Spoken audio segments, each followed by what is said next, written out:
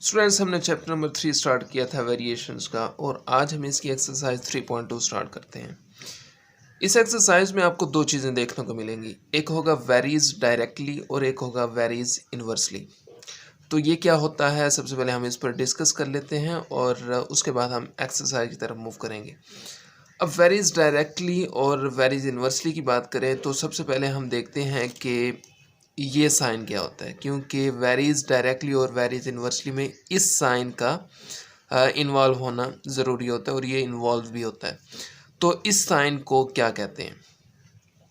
ठीक है, बुक में इस साइन को वेरीज एज के नाम से लिखा गया है, वेरीज एज। अब इसको साइन ऑफ प्रोपोर्शनैलिटी भी कहते हैं और साइन ऑफ वेरिएशन भी कहते हैं। एक कहते हैं साइन ऑफ प्रोपोर्शनैलिटी और दूसरा नाम इसका है साइन ऑफ वेरिएशन। ठीक हो गया।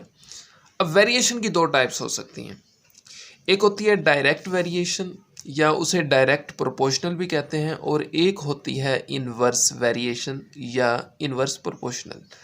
क्या एक हमने इसकी टाइप पढ़ी, हम यहाँ पर लिख भी देते हैं, डायरेक्ट वेरिएशन या इसे डायरेक्ट प्रोपोर्शनल भी कहते हैं, और दूसरी है इन्वर्स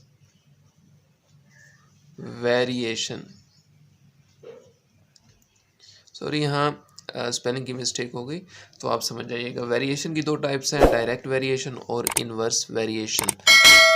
अब इनकी डेफिनेशन देखें तो डायरेक्ट वेरिएशन क्या होती है और इन्वर्स वेरिएशन क्या होती है। डायरेक्ट वेरिएशन की बात करें तो ये क्या होता है, इसका कॉन्सेप्ट समझ लेते हैं। अगर एक क्वांटिटी बढ़ रही है तो दूसरी क्वांटिटी भी बढ़ेगी। क्या मतलब?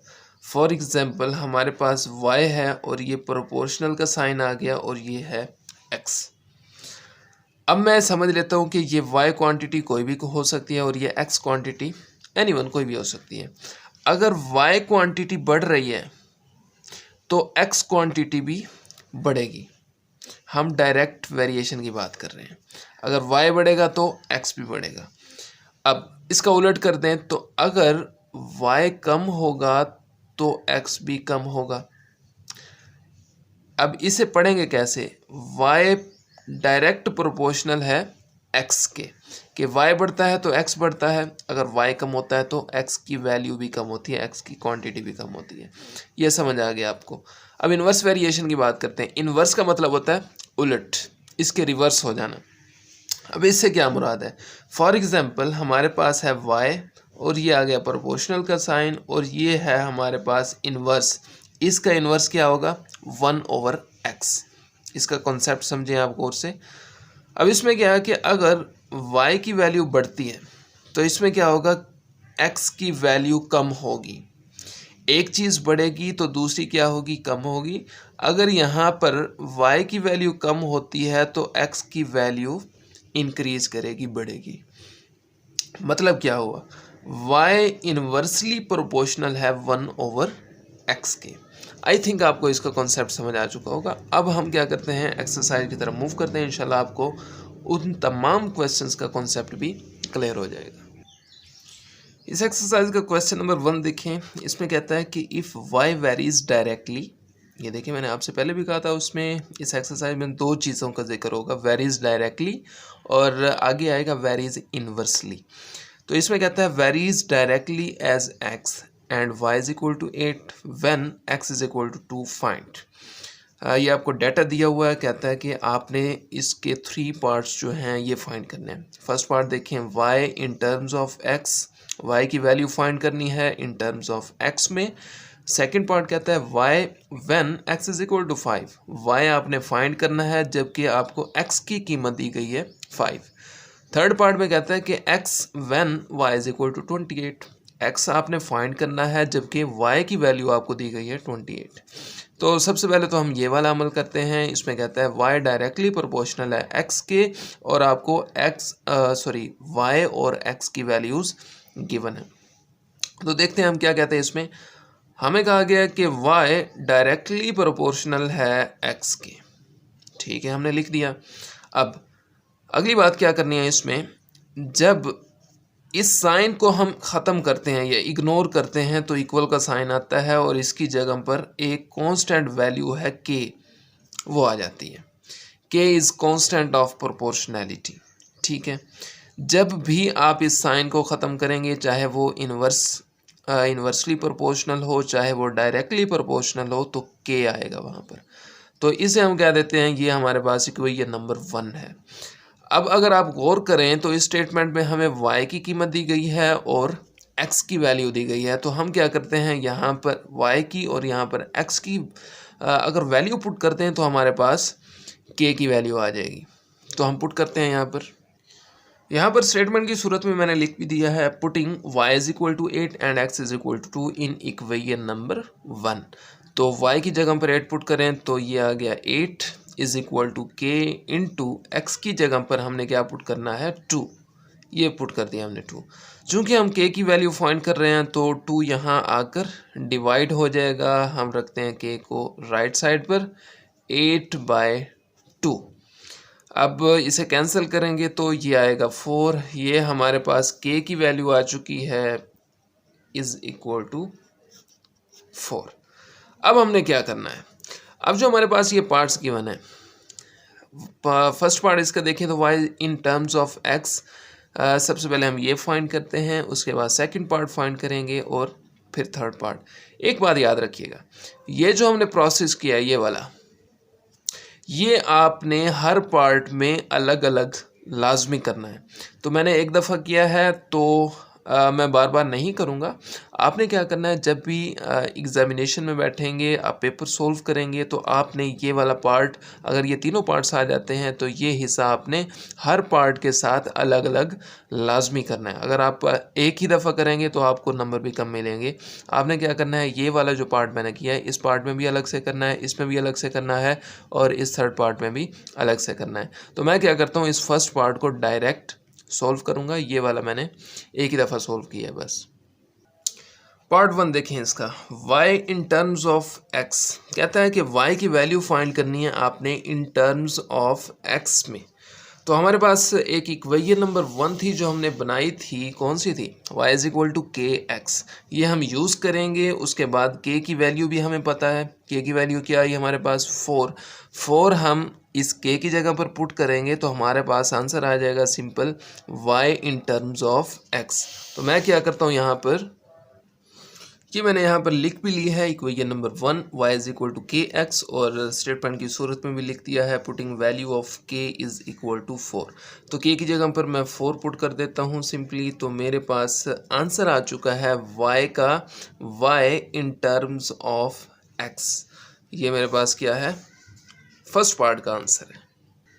सेकंड पार्ट देखें इसका, y when x is equal to 5, कहता है कि y की वैल्यू आपने फाइंड करनी है जबकि हमने x की वैल्यू आपको दे दी है और इक्वेशन हमारे पास ऑलरेडी मौजूद है, k की वैल्यू भी मौजूद है। इसे यूज़ करते हुए हम x की वैल्यू पुट करेंगे और y की वैल्यू फाइंड कर लेंगे। तो देखें हमारे पास इक्वेशन क्या है, y is equal to k x, ये वाली जो मैंने यहाँ पर यूज़ की।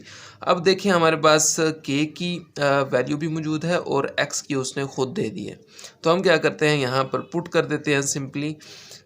y फाइंड करने के लिए हम पुट करते हैं k की जगह पर 4, क्योंकि हमारे पास k कितना था 4 के इक्वल, और x उसने दिया है 5 के इक्वल। तो x की जगह पर हमने 5 पुट कर दिया सिंपली। तो हमारे पास y का आंसर क्या आ जाएगा, 4 को 5 से मल्टीप्लाई करें तो आंसर आता है 20। तो ये हमारे पास सेकंड पार्ट का y का आंसर आ जाएगा। थर्ड पार्ट देखें, x when y is equal to 28, कहता है x फाइंड करें जबकि हमने y की वैल्यू आपको दे दी है 28। इक्वेशन भी हमारे पास मौजूद है, k की वैल्यू इसमें पुट करेंगे, वहाँ से हम y की वैल्यू पुट कर देंगे तो हमारे पास सिंपली x का आंसर आ जाएगा। तो हम क्या करते हैं, इक्वेशन लिखते हैं सबसे पहले, y is equal to k x.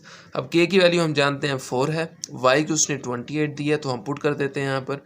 y की जगह पर पुट किया हमने 28, k की जगह पर हमने पुट किया 4 और x एज इट इज़ लिख देंगे क्योंकि हमने फाइंड करना है। तो हम क्या करते हैं, 4 इसके साथ मल्टीप्लाई हो रहा है तो हम यहाँ आकर इसके साथ डिवाइड कर देते हैं क्योंकि हमने x का आंसर फाइंड करना है। 24 को जब हम 4 पर डिवाइड करते हैं तो हमारे पास आंसर आता है 7। आप देख सकते हैं, आप कैंसिल भी कर सकते हैं इसे, तो x का आंसर कितना आ गया 7। इस तरह हमारे ये तीनों पार्ट सोल्व हो गए। क्वेश्चन नंबर 1 मैंने आपके लिए सोल्व किया। अब जब आप क्वेश्चन नंबर 2 रीड करते हैं तो वो बिल्कुल as it is question number 1 की तरह है। तो आप ट्राई कीजिएगा, अगर आपको कोई प्रॉब्लम हो उसमें तो आप मुझे कमेंट करके पूछ सकते हैं। अब हम मूव करते हैं क्वेश्चन नंबर 3 की तरफ। क्वेश्चन नंबर 3 रीड करते हैं। इसमें क्या कहता है, इफ़ आर डायरेक्ट रिलेशन है इसमें टी के साथ, यानी कि आर डायरेक्टली प्रोपोर्शनल है t and r is equal to 5 and t is equal to 8। Find करना है the equation connecting r and T.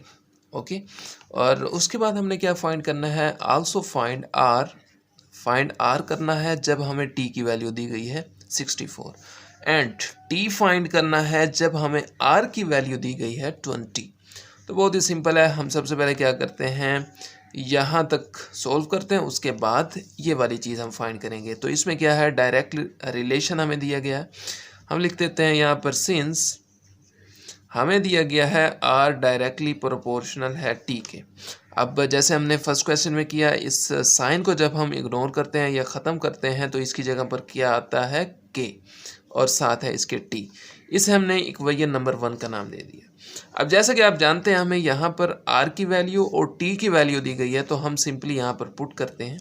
तो हम क्या करते हैं, स्टेटमेंट की सूरत में लिख देते हैं। यहाँ पर ये स्टेटमेंट की सूरत में लिख दिया, putting r is equal to 5 and t is equal to 8 in equation number 1।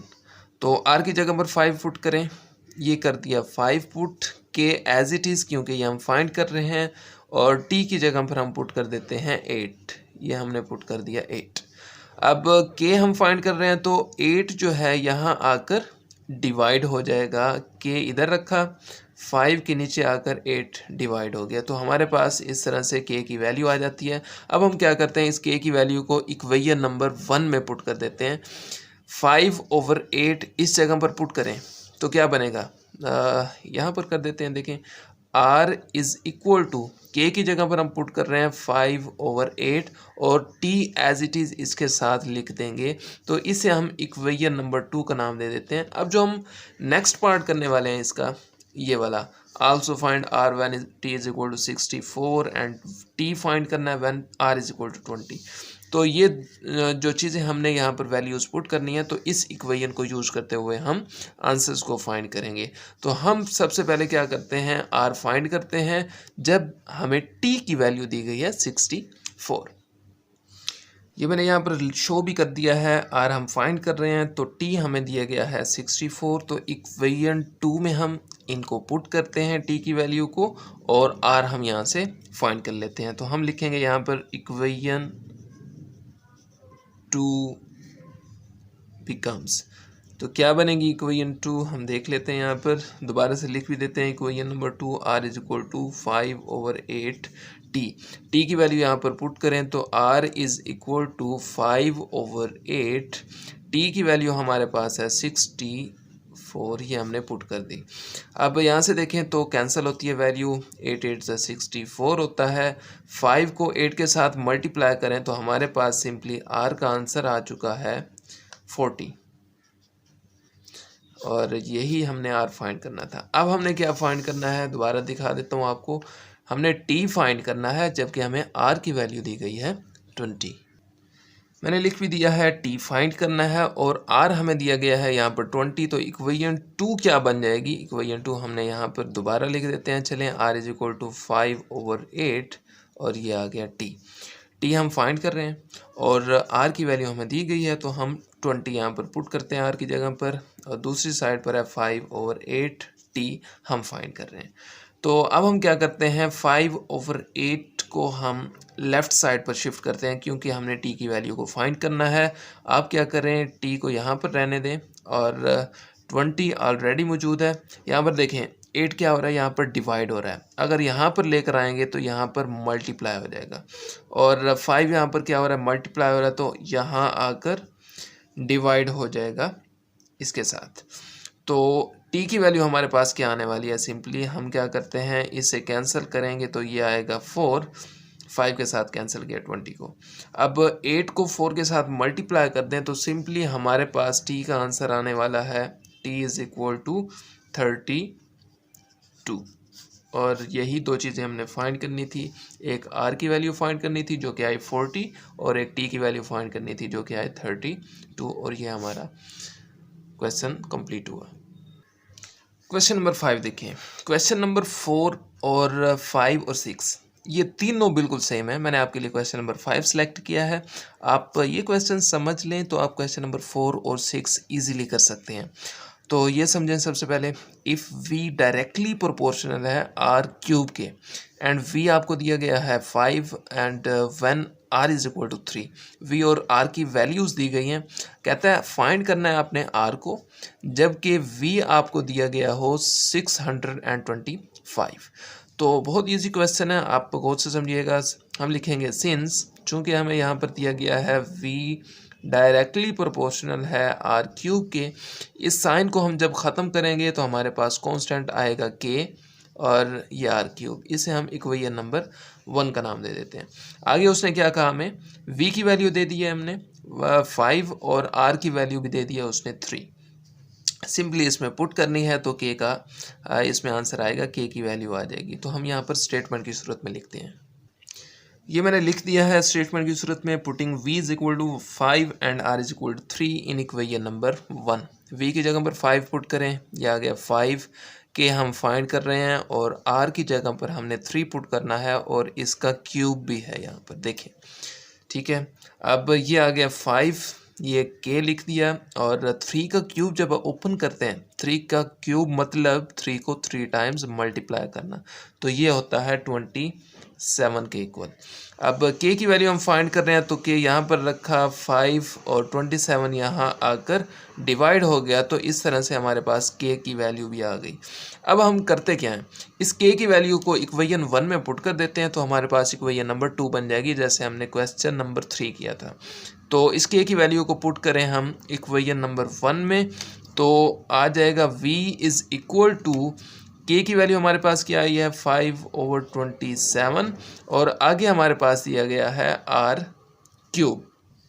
इसे हम क्या देते हैं, ये हमारे पास इक्वेशन जो न्यू बनने वाली है वो है इक्वेशन नंबर 2। अब जो हमने r फाइंड करना है, यहाँ पर r फाइंड करना है, v की वैल्यू दी गई है तो इस इक्वेशन की मदद से हम क्या करेंगे, r को फाइंड करेंगे। यहाँ पर देखिए मैंने मेंशन भी कर दिया है, r हम फाइंड कर रहे हैं, v हमें दिया गया है 625, तो इक्वेशन 2 बिकम्स, ये इक्वेशन 2 दी गई है। मैंने दोबारा से भी लिख दिया ताकि आपको ईजिली अंडरस्टैंड हो जाए कि मैं क्या करने वाला हूँ। v की वैल्यू हमने यहाँ पर पुट करनी है, क्या है आपके पास 625, r हम फाइंड कर रहे हैं तो ये एज इट इज़ वैल्यूज़ लिख देंगे r क्यूब। अब r क्यूब जो है इसे यहीं पर रखें राइट साइड पर, बाकी ये दोनों वैल्यूज़ फ्रैक्शन वाली जो है इसे हम लेफ़्ट साइड पर शिफ्ट करते हैं। अब देखें यहाँ पर 27 डिवाइड हो रहा है तो यहाँ आकर 625 के साथ मल्टीप्लाई हो जाएगा और यहाँ पर देखें तो 5 मल्टीप्लाई हो रहा है और यहाँ आकर डिवाइड हो जाएगा और इस साइड पर रह जाएगा r क्यूब। आई थिंक आपको समझ आ चुका होगा मैंने क्या किया। यहाँ पर ये यहाँ पर रही वैल्यू 27 जो है यहाँ पर डिवाइड हो रही थी, यहाँ पर आकर मल्टीप्लाई हो गई और 5 यहाँ पर मल्टीप्लाई हो रही थी, यहाँ पर आकर डिवाइड हो गई। तो अब हमने सिंपली क्या करना है, अगर वैल्यू कट होती है तो इसे कट करते हैं। आई थिंक ये कट होगी 5 के साथ। 625 जो है 5 पर डिवाइड करें तो आता है 125। अब हमने क्या करना है, 125 को 27 के साथ मल्टीप्लाई करना है तो हमारे पास आंसर आएगा, क्या आएगा, r cube is equal to, आप मल्टीप्लाई करके देख भी सकते हैं 33 एंड 75, इस तरह से वैल्यू आएगी, आप मल्टीप्लाई कर लीजिएगा, ठीक है। अब हमने क्या करना है, यहाँ पर हमने सिंगल r की वैल्यू फाइंड करनी है। हमें सिंगल r की वैल्यू चाहिए, ना कि हमें क्यूब में वैल्यू चाहिए। तो हम क्या करेंगे, बोथ साइड्स क्यूब रूट ले लेंगे ताकि हम r की सिंगल वैल्यू, r जो है उसकी पावर 1 जब होगी तो वो सिंगल वैल्यू शो करेगी, तो वो हमने फाइंड करनी है, ना कि हमने r क्यूब की वैल्यू फाइंड करनी है।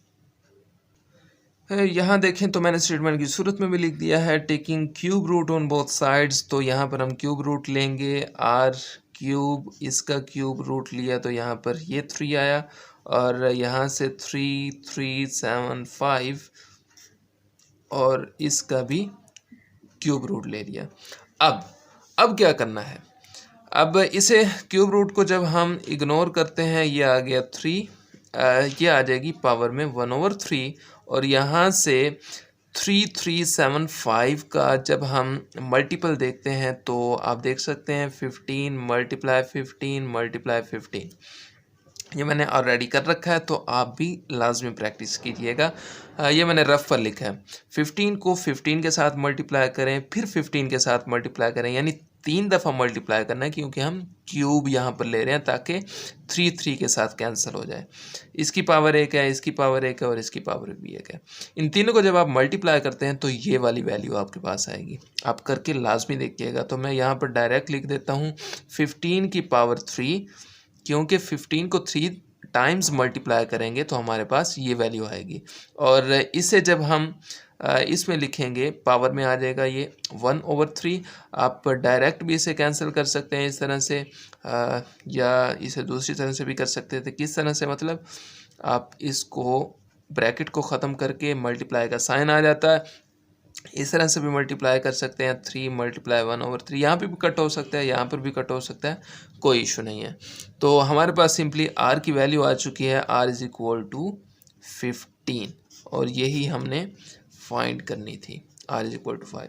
एक ये हमारे पास आंसर है और एक वो जो हमने इक्वेशन नंबर 2 बनाई थी, ये हमारे पास आंसर है। तो हर क्वेश्चन में 2 आंसर आएंगे। आप बुक में देखेंगे पीछे तो आपको भी 2 ही आंसर मिलेंगे। r = 15 and v = 5/27 r³। Question number 7 देखें। क्वेश्चन नंबर 7, 8 और 9 तीनों के तीनों एक जैसे हैं, बिल्कुल सेम है। मैंने आपके लिए क्वेश्चन नंबर 7 सेलेक्ट किया है। आप ये गौर से समझें तो आप क्वेश्चन नंबर 8 और 9 इजीली कर लेंगे। तो ये समझें, इसमें कहता है इफ़ y वेरीज इन्वर्सली। अब क्या है, इन्वर्स वाले क्वेश्चन आए हैं। तो इन्वर्सली का मैंने आपको बता दिया था पहले भी, अब क्वेश्चन करेंगे तो और भी कॉन्सेप्ट क्लियर हो जाएगा। y varies inversely as x and y की वैल्यू दी गई है 7 और x की वैल्यू दी गई है 2। कहता है कि फाइंड करना है y को व्हेन x आपको दिया गया है 126। तो इसमें हमें क्या दिया गया है, हम लिखेंगे सिंस y वेरीज, ये वेरिएशन का साइन आ गया और इन्वर्सली है तो ये आ जाएगा इन्वर्स में x। ये देखिए, मतलब क्या होता है कि एक चीज़ के बढ़ने से दूसरी चीज़ क्या होती है, कम होती है। इन्वर्सली का ये मतलब होता है।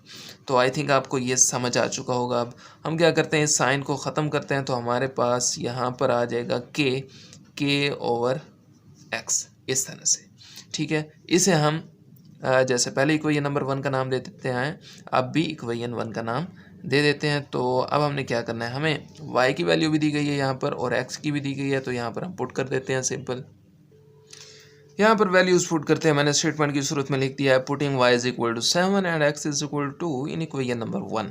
तो y की जगह पर 7 पुट करते हैं, ये आ गया 7 के हम फाइंड कर रहे हैं, तो x की जगह पर आ जाएगा 2, ये आ गया 2। अब हमने करना क्या है, k की वैल्यू फाइंड कर रहे हैं, तो 2 यहाँ पर डिवाइड हो रहा है तो लेफ्ट साइड पर जाकर 7 के साथ मल्टीप्लाई हो जाएगा। तो क्या होगा, k रखा यहाँ पर और 7 के साथ आकर 2 मल्टीप्लाई हो गया, तो सिंपल हमारे पास k की वैल्यू क्या आ जाएगी, 7 × 2 = 14। तो ये आ गया k की वैल्यू। अब पहले की तरह हमने क्या करना है, k की वैल्यू को इक्वेशन नंबर 1 में पुट कर देना है, तो हमारे पास इक्वेशन नंबर 2 बन जाएगी। तो हम k की वैल्यू को यहाँ पर पुट करते हैं, y = k क्या है हमारे पास 14, k की जगह पर आ गया 14 और x एज इट इज़ लिख देंगे। इसे हम कह देते हैं ये हमारे पास इक्वेशन नंबर 1। आगे पढ़ें तो उसने हमें कहा आपने फाइंड करना है y की वैल्यू को। ठीक है, व्हेन, जब आपको x की वैल्यू दी गई हो 126, तो y की वैल्यू को फाइंड करें। यहाँ पर मैंने मेंशन भी कर दिया है, y हम फाइंड कर रहे हैं, x की वैल्यू हमें 126 दी गई है, इक्वेशन 2 बिकम्स, ये इक्वेशन नंबर 2 आ गई। तो y हम फाइंड कर रहे हैं, x की जगह पर आप 126 पुट करें तो सिंपल हमारे पास y का आंसर आ जाएगा। तो हम क्या करते हैं, y को एज इट इज़ लिखते हैं, 14 ओवर x की जगह पर 126 पुट करते हैं। इसे कट कर लेते हैं। ये देखें 2 पर कट करेंगे तो 7 आएगा, यहाँ पर 2 पे कट करें तो 63 आ जाएगा। अब दोबारा से भी कट होता है, 7 1 7 और इसे हम कट करें तो ये आ जाएगा 9। अब हमारे पास सिंपल y का आंसर आ चुका है, y is equal to 1 over 9 और यही चीज़ हमने फाइंड करनी थी। तो दो आंसर हमेशा आते हैं, y is equal to 1 over 9 और एक होती है इक्वेशन 2 जो हम बनाते हैं, ये भी हमारा आंसर होता है y is equal to 14 over x। Question number 10 देखें। क्वेश्चन नंबर 10 और क्वेश्चन नंबर 11 दोनों सेम है, तो मैंने आपके लिए क्वेश्चन नंबर 10 सेलेक्ट किया है। आप ये समझ लें तो आप 11 क्वेश्चन खुद ब खुद इजीली कर सकते हैं। तो इसमें क्या दिया गया आपको, a इन्वर्सली प्रोपोर्शनल है 1 ओवर r स्क्वायर के and a is equal to 2 when r is equal to 3 आपको दिया गया है। ठीक है, आपने फाइंड करना है r की वैल्यू को और a आपको दिया गया है 72। तो सबसे पहले हम ये देख लेते हैं, सिंस a इन्वर्सली प्रोपोर्शनल है 1 ओवर r स्क्वायर के। अब हमने करना क्या होता है, साइन को इग्नोर करते हैं पहले की तरह, तो इक्वल का साइन आएगा, के कांस्टेंट आ जाएगा और r square as it is, इसे हम इक्वेशन 1 का नाम दे देते हैं। आगे देखें तो हमें ए की वैल्यू भी दी गई है और आर की वैल्यू भी दी गई है, तो यहाँ पर सिंपली हम पुट कर देते हैं। यहाँ पर मैंने स्टेटमेंट की सूरत में भी लिख दिया है, putting a is equal to 2 and r is equal to 3 in equation number 1। A की जगह पर 2 पुट करें, ये आ गया 2 के हम फाइंड कर रहे हैं, आर की जगह पर हम 3 पुट करें और इसका स्क्वायर लाजमी लगाइएगा, ये स्क्वायर दिया हुआ है। ठीक है, तो यहाँ पर देखें तो ये आ गया 2 इज़ इक्वल टू के ओवर 3 का स्क्वायर इक्वल होता है 9 के। 3 स्क्वायर मतलब 3 को 2 टाइम्स मल्टीप्लाई करें तो 9 आता है। हम के की वैल्यू फाइंड कर रहे हैं, 9 यहाँ पर डिवाइड हो रहा है तो दूसरी साइड पर जाकर मल्टीप्लाई हो जाएगा 2 के साथ। ये आ गया 2 मल्टीप्लाई 9 इज़ इक्वल टू के। तो के का सिंपली हमारे पास आंसर क्या आ जाता है, 9 मल्टीप्लाई 2 इक्वल टू 18। अब हमने करना क्या होता है नेक्स्ट स्टेप में, इस k की वैल्यू को हमने इक्वेशन 1 में पुट करना होता है, तो हमारे पास इक्वेशन 2 बन जाती है। तो यहाँ पर हम पुट करते हैं, देखें ये हमारे पास आ गया a, इक्वेशन 1 को देखें और k की जगह पर हमने पुट करना है 18 को, ये आ गया 18 और नीचे दिया गया है r स्क्वायर, इसे हम कह देते हैं इक्वेशन 2। अब आगे देखिए स्टेटमेंट में क्या लिखा हुआ है, उसने कहा था फाइंड करना है आपने r को व्हेन, जब हमने दिया गया है a इज इक्वल टू 72। तो हम r फाइंड करते हैं, a की वैल्यू हमें दी गई है, यहाँ पर हम पुट करेंगे और फाइनली हम r फाइंड कर लेंगे। यहाँ पर देखिए मैंने मेंशन भी कर दिया, r हम फाइंड कर रहे हैं, a की वैल्यू हमें दी गई है 72, इक्वेशन 2 बिकम्स, ये वाली जो इक्वेशन 2 है ये क्या बनेगी, ये मैंने यहाँ पर भी शो कर दिया। तो a की जगह पर हम पुट करते हैं 72 और r हम फाइंड कर रहे हैं, a की जगह पर पुट करें 72, ये आ गया 72 18 ओवर आर स्क्वायर। अब यहाँ पर देखें तो आर स्क्वायर डिवाइड हो रहा है, यहाँ आकर हम 72 के साथ मल्टीप्लाई करवा देते हैं और यहाँ बचेगा 18। ठीक है, हम आर स्क्वायर को लेफ़्ट पर अगर रखें, क्योंकि हमने आर की वैल्यू को फाइंड करना है, तो 18 और ये यहाँ पर मल्टीप्लाई हो रहा है और दूसरी साइड पर जाकर डिवाइड हो जाएगा इस तरह से। अब इसे कैंसिल कर लेते हैं ताकि जो है मुख्तसर हो जाए वैल्यू। इसे 3 पर कैंसिल करें 6 आएगा, यहाँ पर इसे 3 पर कैंसिल करें तो 24 आता है। इसे अगर हम जो है दोबारा से डिवाइड करें तो 6 पर डिवाइड हो जाता है, ये आएगा 6, ये आएगा 4। तो r का हमारे पास r स्क्वायर का सॉरी आंसर आ गया 1 ओवर 4। अब हमें r स्क्वायर का आंसर नहीं चाहिए, हमें सिंपल r की वैल्यू चाहिए। यहाँ पर देखें तो हम क्या करते हैं, दोनों साइड पर स्क्वायर रूट ले लेते हैं, जिससे हमारे पास स्क्वायर स्क्वायर रूट से कैंसिल हो जाएगा और सिंपल r की वैल्यू आ जाएगी। यहाँ पर मैंने स्टेटमेंट की सूरत में लिख भी दिया है, taking square root on both sides, तो इसका स्क्वायर रूट लेते हैं बोथ साइड्स पर, यह आ गया आर स्क्वायर, ये स्क्वायर रूट और दूसरी साइड पर है 1 ओवर 4 और इसका भी स्क्वायर रूट। तो अब हमने क्या करना है, यहाँ पर ये स्क्वायर रूट से कैंसिल हो जाएगा। 1 का स्क्वायर क्या होता है, एग्जैक्टली 1 होता है, ये आ गया 1 और 2 ये आ गया 4। अब 2 को जब हम 2 स्क्वायर लिखते हैं इसका, ठीक है, आपको पता है इसका जो है 2 का कंप्लीट स्क्वायर बनता है, 2 × 2 करें तो 4 बनता है। तो ये स्क्वायर जब इस स्क्वायर रूट से कैंसिल होगा तो क्या आंसर आएगा, 2 आएगा। इस तरह से हमारे पास इस आर का आंसर भी आ जाता है। तो दो आंसर बने इस तरह से हमारे आर इज इक्वल टू 1/2 और इक्वेशन नंबर 2 जो है ये भी हमारा आंसर है, A is equal to 18/r²। Question number 13 देखिए, मैंने आपके लिए ये क्वेश्चन सेलेक्ट किया है और ये इस एक्सरसाइज का लास्ट क्वेश्चन है। क्वेश्चन नंबर 12 और क्वेश्चन नंबर 13 दोनों एक जैसे हैं, तो आप ये समझ लें गौर से। तो क्वेश्चन नंबर 12 इसको देखते हुए आप इजीली कर सकेंगे। इसमें क्या कहता है, m इन्वर्सली प्रोपोर्शनल है 1/n³ के and m is equal to 2 when n is equal to 4। Find करना है आपने m को जब आपको n की वैल्यू दी गई हो 6। फिर कहता है एंड n फाइंड करना है आपने जब आपको m की वैल्यू दी गई हो 432। तो हमें क्या दिया गया है यहाँ पर, सबसे पहले सिंस m डायरेक्टली प्रोपोर्शनल है 1/n³ के। इस साइन को ख़त्म करें तो हमारे पास k प्रोपोर्शनल जो है बड़ा कांस्टेंट ये आ जाएगा n³। ये इक्वेशन नंबर 1 बन गई। अब हमारे पास m की वैल्यू 2 दी गई है और n की 4 दी गई है। यहाँ पर पुट करते हैं m की जगह पर 2 और n की जगह पर 4, तो पुट कर देते हैं। पहले स्टेटमेंट की सूरत में यहाँ पर लिख भी देते हैं हम। ये देखिए मैंने यहाँ पर लिख भी दिया है, putting m is equal to 2 and n is equal to 4 in equation number 1। m की जगह पर 2 पुट करें, ये आ गया 2 के हम फाइंड कर रहे हैं, और n की जगह पर हम 4 पुट करें और इसका क्यूब लाजमी लगाइएगा आप। ठीक है, आगे देखें तो ये आ गया 2k/। अब 4 का क्यूब है, यहाँ पर 4 को 3 टाइम्स मल्टीप्लाई करें तो आप कैलकुलेटर यूज़ कर सकते हैं। यहाँ पर आएगा 64। हम k की वैल्यू फाइंड कर रहे हैं, 64 यहाँ पर डिवाइड हो रहा है तो दूसरी साइड पर जाकर मल्टीप्लाई हो जाएगा 2 के साथ। 2 × 64 इज इक्वल टू k। अब 64 को 2 के साथ मल्टीप्लाई करें तो हमारे पास k का फाइनली आंसर आ जाता है 128। यह आ गया k का आंसर। आप मल्टीप्लाई करके चेक कर लीजिएगा। अब हमने बिल्कुल वैसे जैसे हम k की वैल्यू हमारे पास आती थी तो हम इक्वेशन 1 में पुट कर देते थे, अब भी वैसा ही करना है। k की वैल्यू आप इक्वेशन 1 में पुट करें तो हमारे पास इक्वेशन 1 क्या बन जाएगी, 128/n³। इसे हम इक्वेशन 2 का नाम दे देते हैं। अब हमने क्या करना है आगे देखें, उसने हमें कहा कि फाइंड करना है आपने m को जब आपको n की वैल्यू दी गई हो, उसके बाद n को फाइंड करना है जब आपको m की वैल्यू दी गई है। तो हम सबसे पहले क्या करते हैं, ये वाली चीज़ फाइंड कर लेते हैं। m फाइंड करना है, n की वैल्यू दी गई है। ये देखिए मैंने यहाँ पर मेंशन भी कर दिया है, m हम फाइंड कर रहे हैं और n हमें दिया गया है यहाँ पर इज़ इक्वल टू 6। तो इक्वेशन 2 बिकम्स हमारे पास क्या बनेगी, ये वाली इक्वेशन मैंने यहाँ पर मेंशन भी कर दी है कि m हम फाइंड कर रहे हैं, n यहाँ पर हम 6 पुट करेंगे तो देखें यहाँ पर m is equal to 128/n की जगह पर हम 6 पुट करें और इसका क्यूब भी दिया गया है तो लाजमी लगाइएगा।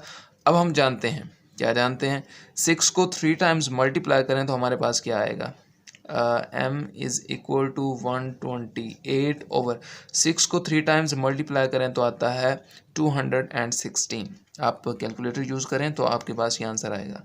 अब इसे हम कैंसिल आउट भी कर सकते हैं, 2 पर कैंसिल करें इसको हम तो हमारे पास आता है 64।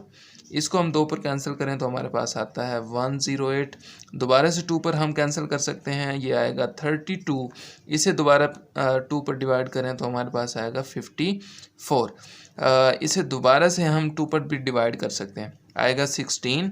दोबारा से इसे 2 पर डिवाइड करें तो ये आता है हमारे पास आई थिंक 27।